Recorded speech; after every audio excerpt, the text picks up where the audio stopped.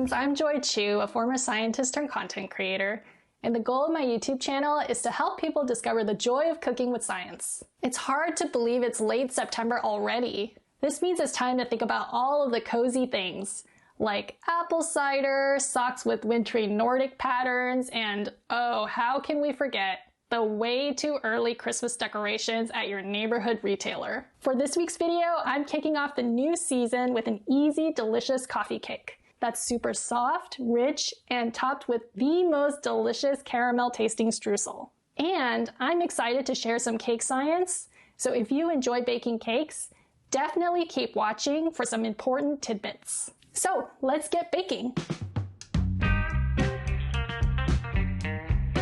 If you watched my chocolate chip cookies or brownies video, you'll know how much I love adding brown butter to desserts.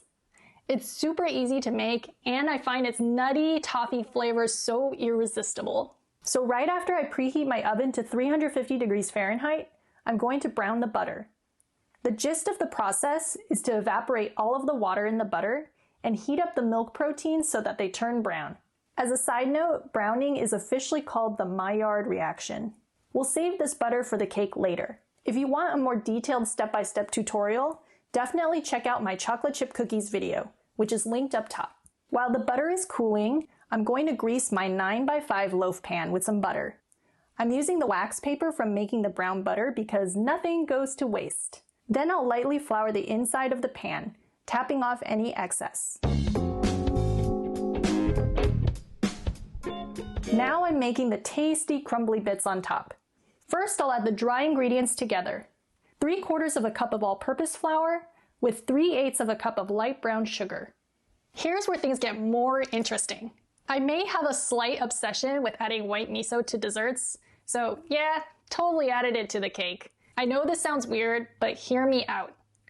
Miso perfectly balances all of the flavors so that the cake isn't overly sweet, and it makes the topping taste almost like salted caramel. I'm going to whisk 1.5 tablespoons of miso with 4.5 tablespoons of melted butter until it's evenly mixed in. Then at the very end, I'll stir the miso butter mixture with the dry ingredients until I get these lovely crumbs. Now to the cake part. Again, I'm dividing things into dry and wet ingredients. I'm going to add 1 cup of all-purpose flour, 1/8 teaspoon of baking soda, 1/2 teaspoon of baking powder, and 1/2 teaspoon of table salt. Then mix to combine. Some of you might be wondering how baking soda and powder are different and why we need to add both to the cake. Baking soda and powder are both chemical leaveners, meaning that they react chemically to help baked goods rise. The way they work though is slightly different. Baking soda is sodium bicarbonate, or a base, that needs an outside source of acid to create carbon dioxide. Baking powder, on the other hand, is sodium bicarbonate with its own source of acid, so it can create carbon dioxide on its own. Now, why do we need both? Having both creates the right amount of lift while ensuring that your cake tastes good. Too much unreacted baking soda will make your cake taste bitter, so the baking powder helps to add more lift without needing to add too much extra baking soda. At the same time, you still need the baking soda because baking powder can make your cake taste acidic. And baking soda promotes browning, which adds flavor. I'm keeping the dry ingredients separate because if the baking powder contacts moisture now, it'll activate too early and the cake won't rise as much in the end. So to prevent that, I'm going to mix all the other stuff in another bowl. I'm beating 1 egg, 1/2 cup of granulated sugar, and 5/8 of a cup of sour cream together in my stand mixer, mainly to create some more lift and dissolve the sugar for better flavor. Then I'll add in 1/2 teaspoon of vanilla extract and the brown butter and whip everything until fully combined. Most coffee cake recipes call for sour cream or whole milk Greek yogurt. While they offer similar amounts of moisture, they're actually pretty different in terms of chemistry. Sour cream comes from cream and has high fat content. Yogurt comes from milk and has higher protein and lower fat content. This means that what you use affects the texture of your cake. Sour cream leads to a rich, dense cake. Think of something like banana bread, while yogurt creates an airy, fluffy, and moist cake. Think of something like pound cake. So long story short, it's totally okay to use either, but just keep in mind that your cake will taste differently. So back to the recipe. I'm pouring the dry mixture into the wet mixture and using my spatula to mix everything until well combined. Since I want to leave as much air as possible, I'm going around the bowl and cutting through the middle. This kind of motion will prevent overmixing.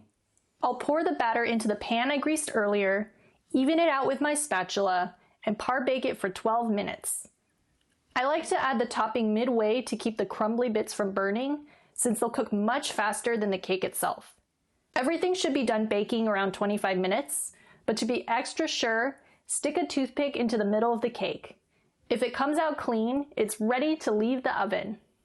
After letting the cake cool, it's time to taste it. It seems so simple, but adding a couple of extras like miso and brown butter really brings it to a whole different level. So here we go. Bon appetit!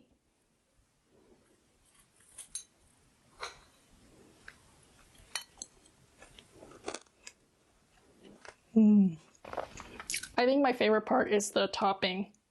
It's crunchy and it really does taste like caramel. It's so good. Thanks for watching. To get the full recipe with notes, subscribe to my free Substack newsletter. If you enjoyed this video and want to keep learning more about the science of everyday cooking, like and subscribe to my channel below. As a quick update, I'll be on vacation. Actually, I'll probably be in Wales by the time you watch this video, so the next recipe video will come out in mid-October. Happy fall season and see you next time. Toodles. Say something.